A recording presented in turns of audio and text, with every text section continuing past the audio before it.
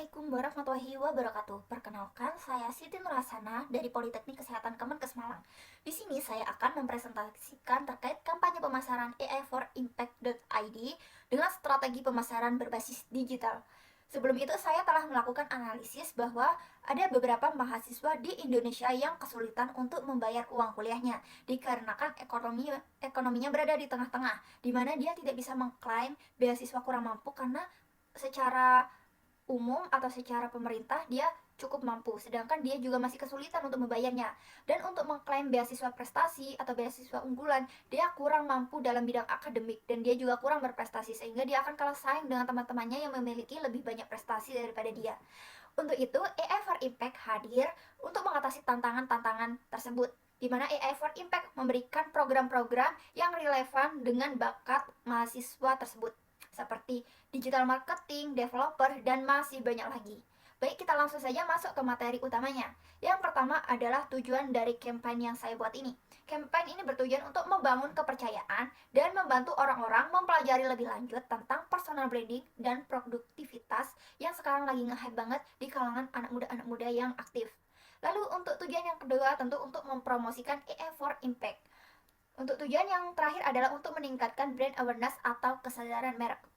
Selanjutnya, target market dari program ini adalah siswa-siswi SMA atau sederajat berusia minimal 17 tahun, mahasiswa-mahasiswi diploma dan sarjana dengan rentang usia 17 sampai 25 tahun, fresh graduate dan young profesional.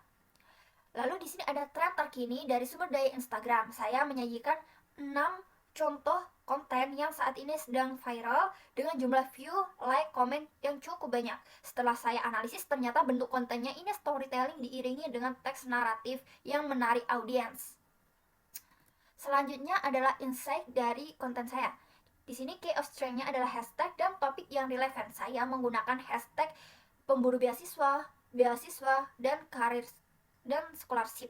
Lalu untuk topiknya saya memilih topik edukatif sesuai dengan konten yang telah saya bagikan.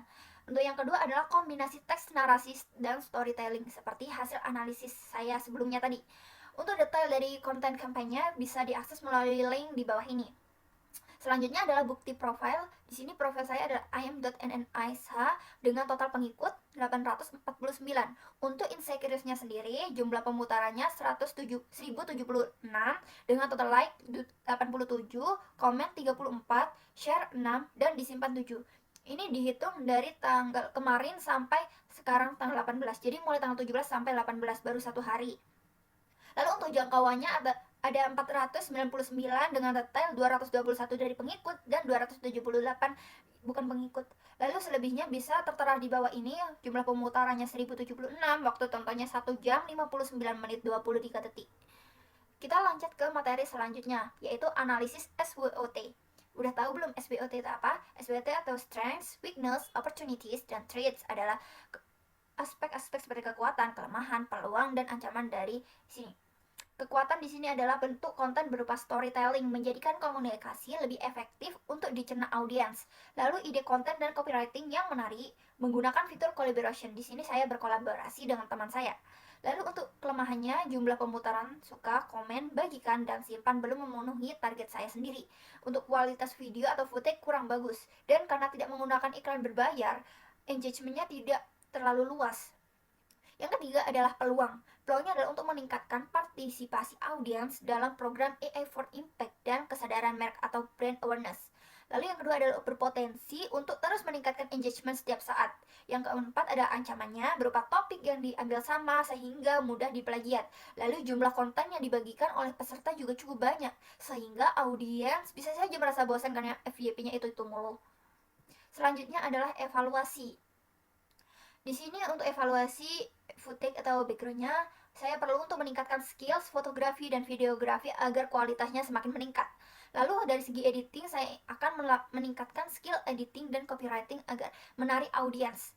Selanjutnya yang terakhir adalah produk atau hasilnya untuk meningkatkan personal branding dan menonjolkan unique selling point atau USP.